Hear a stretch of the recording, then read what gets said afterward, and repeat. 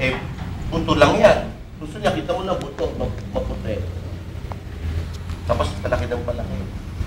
Kita mo na yung ankle dyan. Diba? Ang Benson, meron din siyang distinct aroma. Anong distinct aroma? May amoy. May amoy. Sabi ng iba, mabaho. Pero, sabihin na natin mabaho. Pero malansa. Kasi flesh yung nabubulok. Diba? Mas mabaho siya kung infected siya. At hindi nalilinis. Diba? Maaaring sabihin mo, pag hindi nalilinis siya, yung Benson na yan. Napuan lang ng langaw yan. Mamaya may mga magot na dyan. Alam niyo yung magot? Insect. Ano yung magot? Walang uod. Uod? Sa yung uod na yun, yung magot na yun, merong mga laboratory grown maggot and leeches. Ano yung leeches? Linta. Linta. Hindi na kung walang pumunta ka doon sa angkaw ng kalabaw, yung lubluban ng kalabaw, marami lintaro na. Isa may mga ilog na mga linta, hindi yung kinukuha nila. Grown yun sa laboratorio. Okay? And then, yung leeches na yun, inilalagay doon sa sugat. At kinakain niya yung mga dead tissue. Pag kinain yung dead tissue, malinis. Diba? Precise ang pagkakaano ng mga leeches. Then, doon sila papasok para hindi nila require iwain, gupitin. Basic rule ng paglilinis ng benso, hindi kailangang paduguin. Hindi siya kailangang paduguin. Kasi pag pinadugo mo siya, you cut off yung tissue, nadadamage din yung capillaries.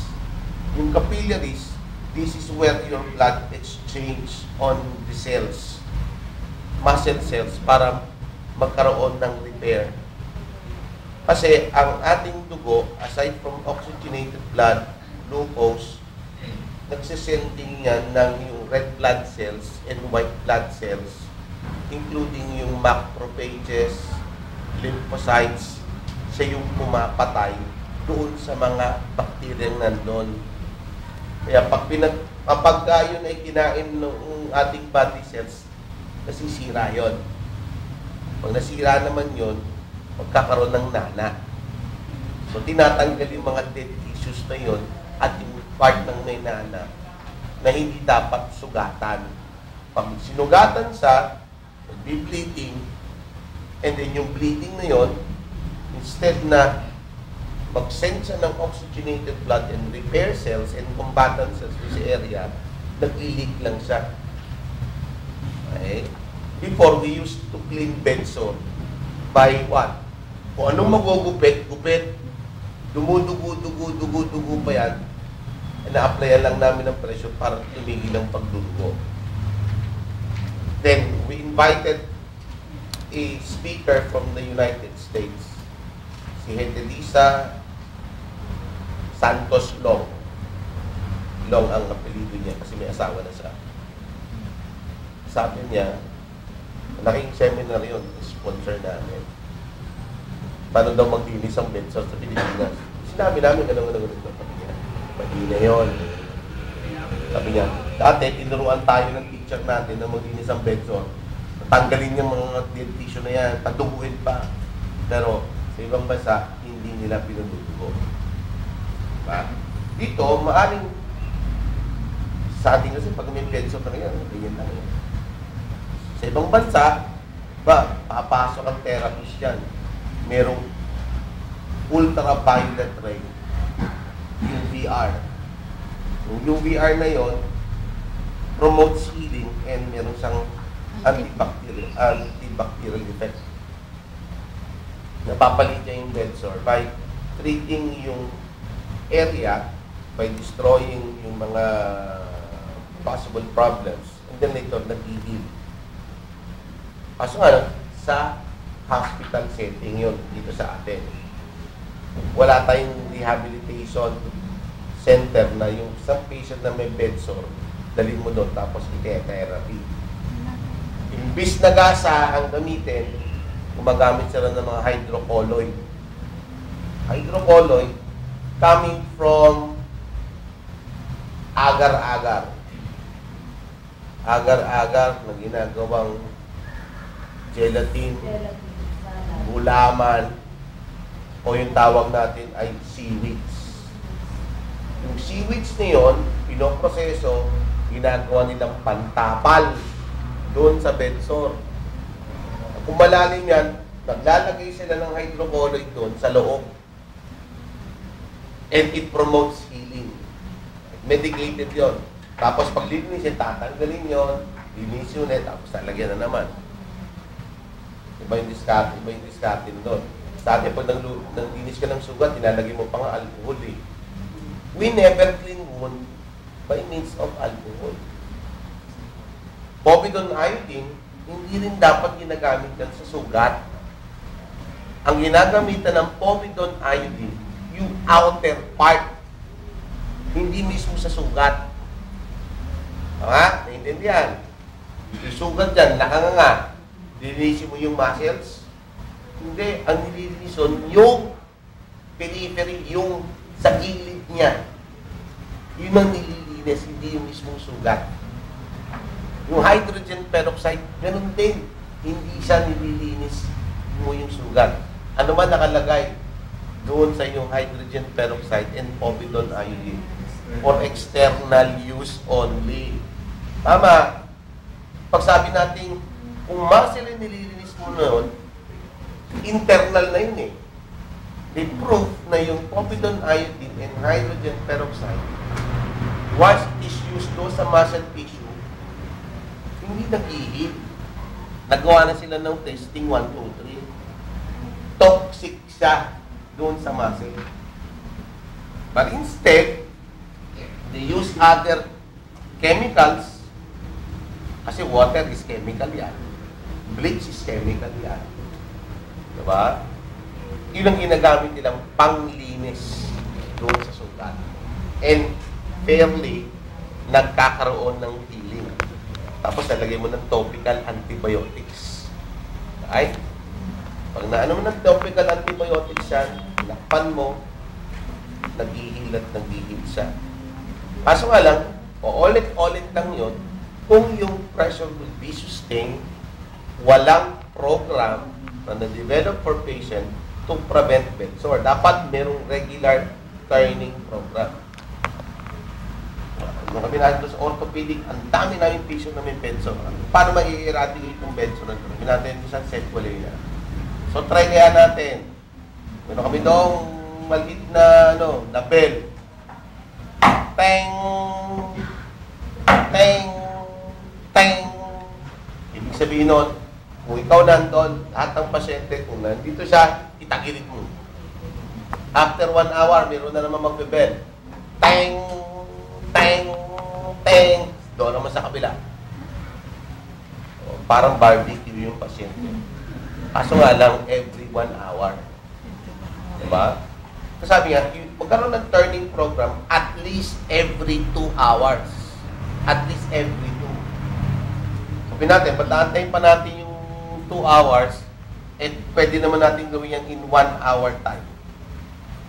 Which, nagpo-cause ng relief and the same time, fairly nag-i-heal yung bed sore. Para hindi mo ka-bed sore, isuspend mo sa hangin. Suspend mo sa hangin yung pasyente. Paano mo sususpend yung pasyente sa hangin? Nakalutang siya sa hangin. Yung gagawin. Kaya, yung nasa ilalim, may mga kama. Kasi nandoon, pag nakikaya sa kama yan, doon yung moisture, pawis. Diba? Pagka yung moisture and pawis na yun, nagpo-contribute yun sa breakdown ng skin. Pag nag-breakdown yung skin, yung epidermis, madadamage, tapos dermis na, tapos palalim na ng palalim. Eh, dapat, yung likod ng patient are kept dry. Diba, may nilalagay silang mga creams to prevent bed sore or prevent moisture doon sa likod. On your part, dapat you keep it dry. Diba, naglagay na ng dahon ng saging. Diba? Naglalagay na ng dahon ng saging sa may bandang puwitan para hindi na magka-bedso. Ganun pa rin eh. Diba? Wala ka nang magagawa kasi ito ay sequelae. Doon sa mga pasyenteng paralyzed talaga o in comatose state o patient with spinal cord injury. Pero in other cases, it is preventable.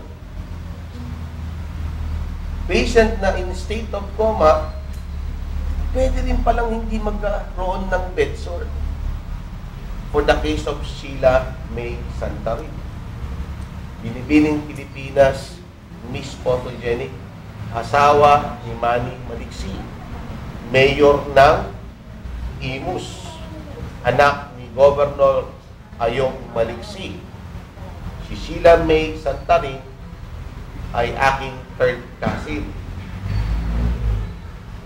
Miss Photogenic, para maging kapapanganak lang din, ilang buwan after niyang manganak, eh, ang ginawa niya ay nagpa-liposuction.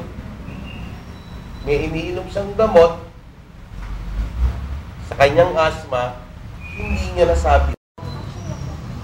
Nagkaroon ng severe anaphylactic shock which leads to heart coma.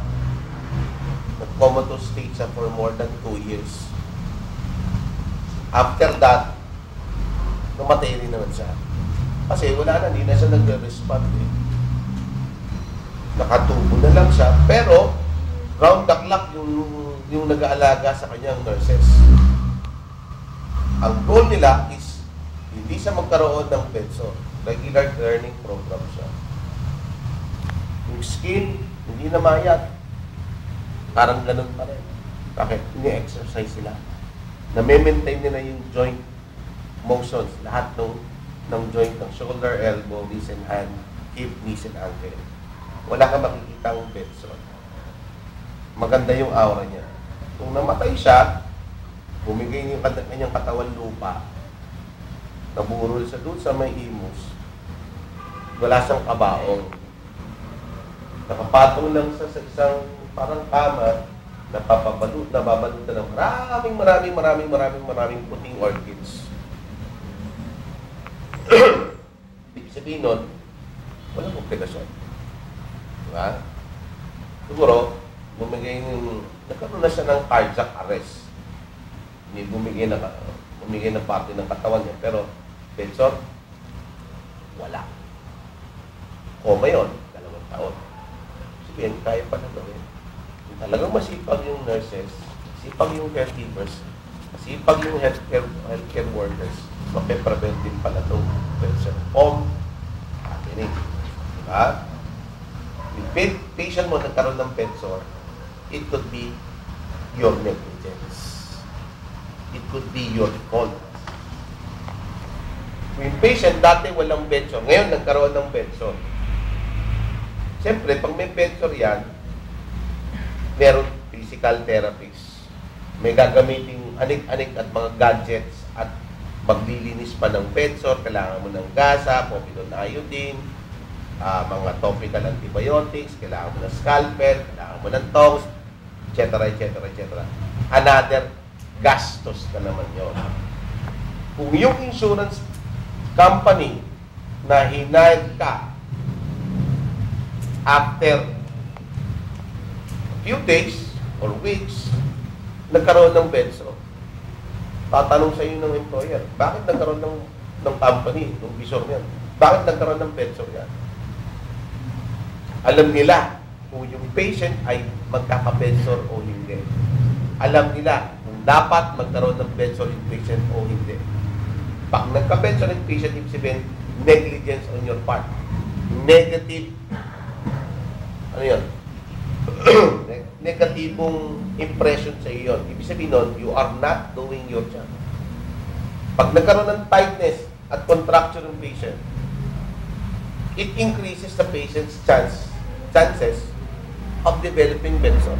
Nilagay mo ng ng una sa ilalim ng tuhod. Di nag-bend yung knee, mas malaki yung time ng ankle na nakastay sa bed. Tama? Mas malaki yung time ng yung fit ng pasyente in bed. Itagilid mo siya. May bed sore dito. Saka ganito, may bed sore dito. Sa kapila, may bed sore din. Sino may kasalanan? Ikaw. Diba? Matagal na sila sa industriya. Alam nila kung paano patakbuhin yung negosyo. Alam nila kung paano patakbuhin yung healthcare system.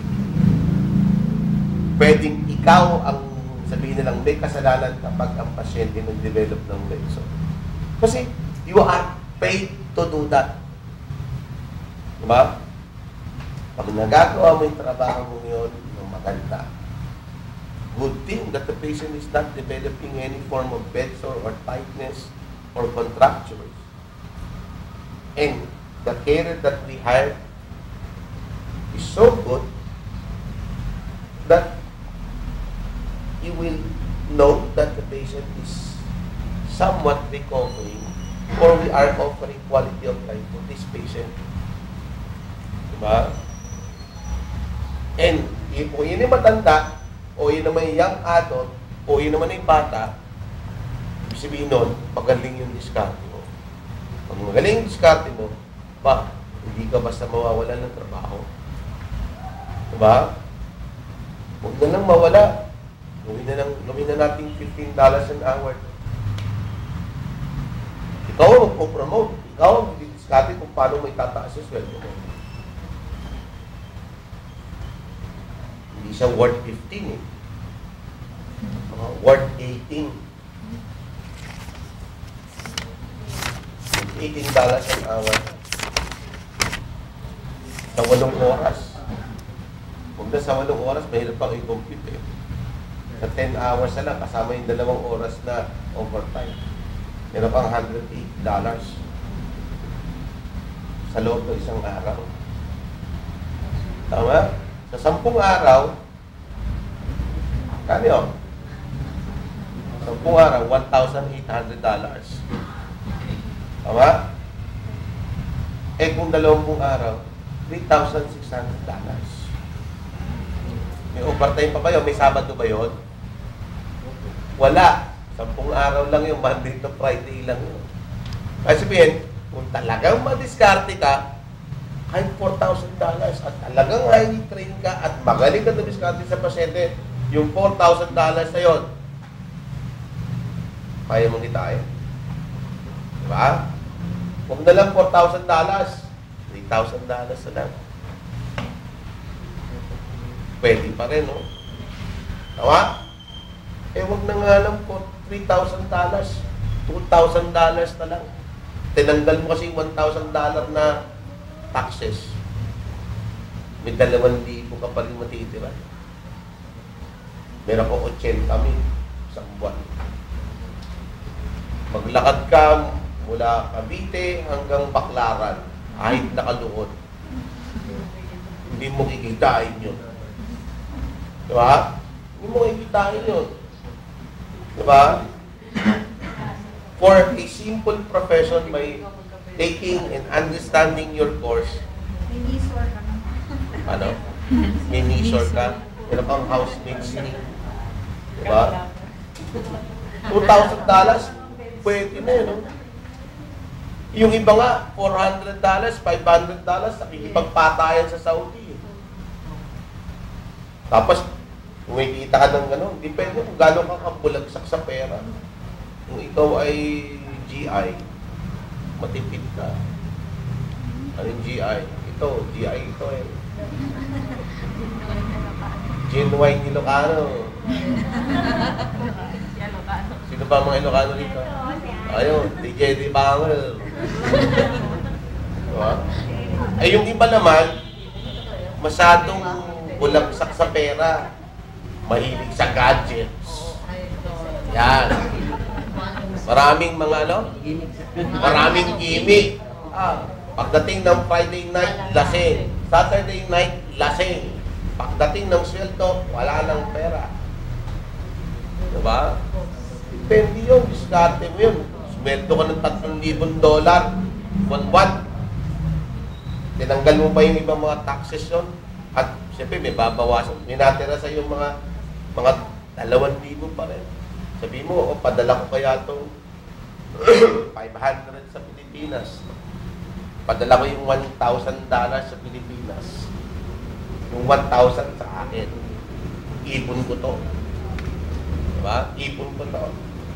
O, kayo naman nasa Pilipinas. Magtipid-tipid naman kayo.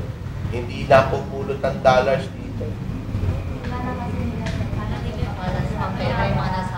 Okay, kasi yung iba naman na mga tatay, nanay, kuya, ate, mag-anak na nandoon sa ibang bansa na nagpapadala ng dollar at tumutulong, akala nila napupulot. Yung iba nandoon sa ibang bansa, dugot pawis. Dugot pawis at yabang ang puhunan. Bakit? Uy, ano trabaho ng tita mo o ng uncle mo o ng tatay mo sa sa ganon? Ha? Tatay ko? Hindi, piso ng tatay ko eh. O saan? O sa ospital. Supervisor tatay ko. Nurse pa tatay mo? Hindi, engineer. Galing, no? Mamukat-mukat mo, kita mo, kaya pala bisor ng mga naglalampaso ng sahig. Ba? Honest way of earning money yun, ha? Diba? Pero yung ibang mga Pilipino, pag nakarating sa ibang bansa, mayabang. Promise. Ang Pilipinong malakas at malaki ang kita sa ibang bansa, kaya nilang umuwi taon-taon. Kaya nilang umuwi taon-taon at magbakasyon ng 1 buwan o 2 buwan. Lahat ng nakita ko nasa abroad, bibihira ang nakikita kong magbakasyon. Kung dalaga, binata, pwede nilang gawin yun. Pero iba, pag may asawa ka lang doon, kilala ko si Opie sa Tiagel. Kumikita ng $7,000 yun. PT yun eh. $7,000 a month. Pero tanggalin mo yung taxes. Papatak yun, naman kulang-kulang mahigit 5,000 na lang yun. Diba? Magbabayad ka ng bahay. Bahay, $800. Kotse, $400. Dalawa kotse nila. Bakit? Isa para sa kanya, isa sa asawa niya. Yung asawa niya, sundot, hatid sundo yung mga bata. Kakain ka rin. May tubig, kuryente, at may insurance ka pang babayaran. Kung ang anak mo ayaw mong papasukin sa public school dahil crowded na rin yung eskwelahan, dahil bagsak ang ekonomiya ng Amerika, o konti na yung nakakapagpaaral ng kanilang anak sa private school. Kaya nasa public school. Sabi niya, pre, yung anak mo nasa private school. Bakit? Dami na yung kasama ng mga bata. Parang ganun din sa Pilipinas. Ang dami, crowded. Tapos kasama niya mga egoy, mga maliligalig, mga Meksikano, gano'n. At pag private, medyo finesse yung mga tao. Yung mga classmate niya. At nagtatap yung anak niya. Sa Facebook na, ito ngayon, yung anak niya, may mga award-award. Sabi ko, katulad din ng tatay, katulad din nanay, magaling sa klase. Sabi ko, at the most, may matira sa amin, 1,000, 2,000 sa loob ng isang buwan. Tipid pa kami, no? So, ayun yun. Yun, iba profesyon nila. Diba? Nag-aral sila ng matagal. Diba? Sa inyo ay 6 na buwan lang uulan mo. Sabi mo, maging kalahati man lang ng sweldo nila yung sweldo mo. Diba? Okay lang yung magbayad ka ng tax. Okay lang yung magbayad ka ng mga insurance, social security, health insurance, liability insurance, unemployment insurance, insurance. Bakit? Kasi pagka tumagal yun, benepisyo mo yun eh. Kung ikay nagbabayad ng taxes, pwede ka mag-apply as immigrant status. Social Security, pag umidad ka, may pension ka. Pag sabi natin, health insurance, pag nagkasakit ka, ito magbabayad. Pag nawala ka ng trabaho, nagkasakit ka, may insurance, babayaran ka. Noong time na hindi ka nakakapagtrabaho, babawas, bibigyan ka ng benepisyo. Parang 1% of your salary yun. Yung 1% ng salary, automatic, kukunin yun ng insurance. Pag nawalan ka ng trabaho, alam ba, nagdulas ka, hindi ka makapagtrabaho dahil balipaan mo, meron kang insurance, buwan-buwan dumadating sa iyo yun. Pero yung pagpapagamot mo, kasi may health insurance ka eh. Diba? Naka 5 taon ka na, naka 10 taon ka na, gusto mo maging immigrant status, pakita mo lang na yung sa payslip mo, ikay nagbabayad ng tax, immigrant status ka na. Pag immigrant status ka na, hindi ka na babayaran ng $15 sa loob ng isang oras. Ka-level mo na yung normal na rate ng isang regular na Amerikano, isang regular na Canadian. Kung ikay nasa London, kapantay mo na kung ano yung binabayad nila doon sa regular worker nila. Kasi sila ay resident na ron. Diba? Kaya ang goal mo dito, improve mo yung sarili mo, you acquire skills, and not focusing only on these topics in lecture of mine, but you have to improve yourself by reading and learning things about your profession.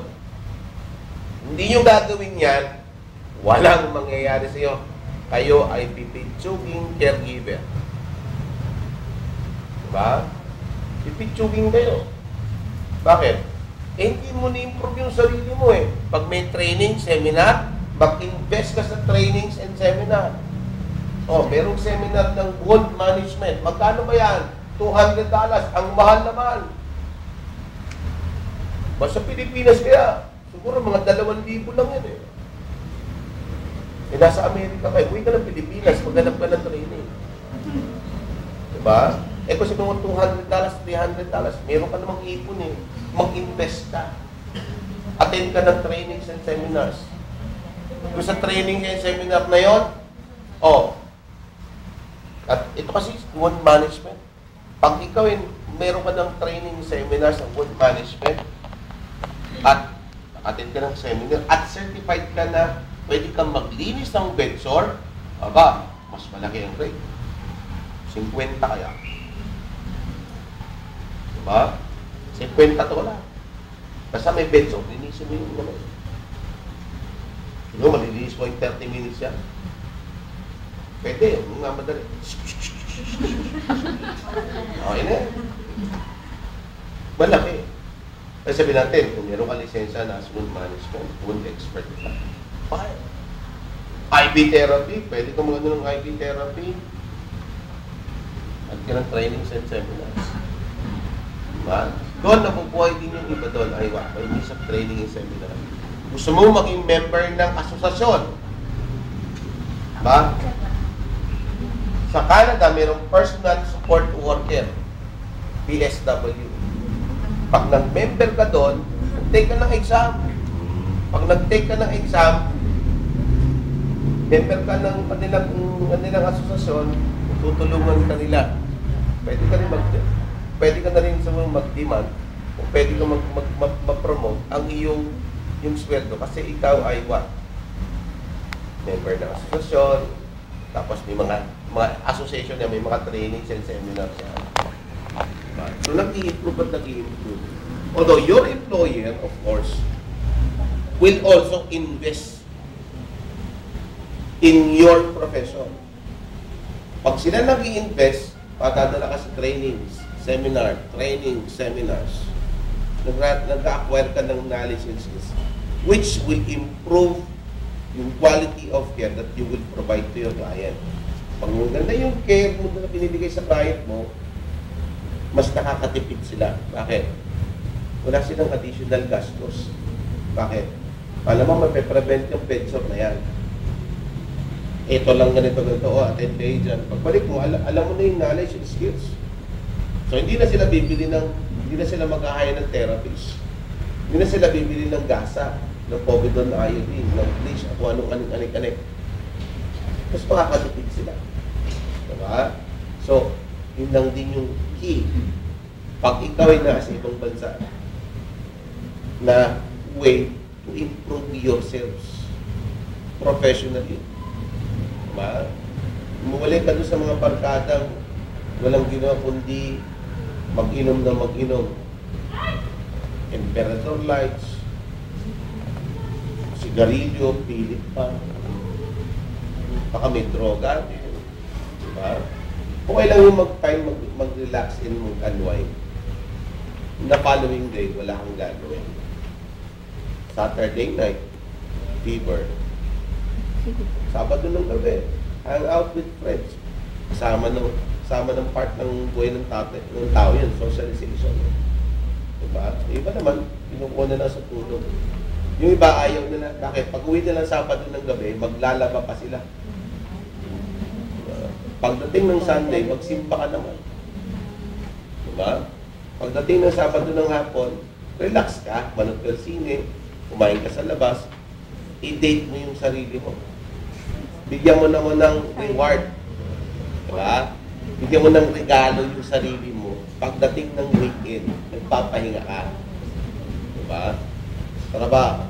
Sakit ng Pilipinas pag nandun. Trabaho. After mga 3 buwan, ayun. Lobat na, mamamatay na. Siya mismo na high blood. Siya mismo nagkarayuma. Masakit yung likod. Lahat ng pwedeng rakitin, racket na. Diba? Ito sa ibang bansa. Hindi naman po pwede sa trabaho mo eh. Diba? Iba nagdadalawa pa. Iba nagtatanong pa, may part-time pa. Oh. Yung bayo ko eh, may trabaho siya ng 8 oras. After ng 8 oras, meron pa siyang 4 na oras na trabaho. Meron siyang trabaho sa isang company. Kasi accounting something yun eh. Accounting management yung mukhang na yun eh. Pagdating ng pagkalabas niya ng yung unang trabaho niya, nandun siya sa grocery store. Anong trabaho sa grocery store? Ayun, bodegero siya. Merchandiser. Ano yung merchandiser? Tagasalansan. Tagasalansan ng mga canned goods, sa ganito, ganun, buhat-buhat siya. Diba? Sabi niya, ganun ang ginawa yung trabaho for the first 2 years niya. Umuulo. Pero dito maganda ang trabaho mo. Pero ngayon, settle na sila ron. Maganda na sila. Tsagaan eh. Alam mo, pagdating mo na, magka-asawa ka ng Canadian. Anong kagandahan ng Canadian na magpapangasawa? Free. Canadian ka, kaya doon. Canadian doon. Kasi pag nakapag-asawa ka ng nakapag-asawa ka doon, huwag mo basta mag-asawa lang just because of what you wanted to become citizen, American or Canadian citizen. Baka piliin nyo naman. Bakit? Baka yung mga napili nyo doon wala nila kwenta-kwenta. Parang yung classmate namin, dito makabasag pinggan, napaka-hidden. Siguro pagdating doon, nakipaglibin sa Amerikano. Eventually, nagpakasal. Umuwi pa dito sa Pilipinas, bonggang-bongga ang kanilang kasal. Kasi marami siyang naipon eh. Sabi niya, pinagyayabang niya na ang asawa daw niya ay Amerikano, pogi, blue eyes. Magandang lahat. Magandang lahat. Gaganda ng anak nila. Nung nakita ko siya nung siya ay nakita malakas kumita nag-resign sa trabaho hindi na nagtrabaho, nagsugal na lang. Nagsugal, nagpinaw. Aba, nung nakapuno sa baki, inuuto nito ay binubugbog sa asawa niya ng Mercano, di hiniwalayan niya. Oo, sabi niya. Yan ang sinasabi ko. Napakaraming Pilipino pumatol na sa Amerikano. Sabi niya, yun ang faith ko, yun ang papalaran ko. Malay ko ba nang ganyan niya? Diba? Ibig sabihin natin, na-obsess. Sabi niya, pagdating ko na, mag-asawa ko ng Amerikano. Diba? Blue eyes na, mahaba pa. Diba? Worth waiting. Worth waiting. Diba? Ito naman, mga padali mo na naman mga pakanyang-kanyang ka dyan. Worth waiting for. Diba? Pero, ingat ka. Maraming iba doon, mga tamad. Pag pagka nag-retire na yan at nakapag-servisyo na ng mga 5 taon, 20 taon sa gobyerno, kaya, hindi magtatrabaho yung insurance na lang ma-under niya. Canadian, ganun eh. Basta may pension na yun sa gobyerno, hindi na magtatrabaho yan. Mga Amerikano, ganun din. Umaasa sila sa insurance. Kaya ngayon, bangkarote ang Amerikano. Bakit? Maraming walang trabaho, umaasa sila sa unemployment insurance. Okay. Nagbayad sila nung nagtatrabaho siya, 1% na kanila sa weldo, pumupunta to sa insurance eh. Di ngayon, wala kaming trabaho eh. Bayaran nyo kami. Saan kukuha ng pondo eh. Yung pondo, ginamit na lang ginamit sa Iraq. Diba? Yeah. Tayo, kung wala pang naging corrupt, wala tayong inagasosan ng mga digmaan at hindi pagkakasundo. Yung pondo nyo, pwede lumitin sa pag-import ng Pilipinas. Pero ang topic natin is about flow.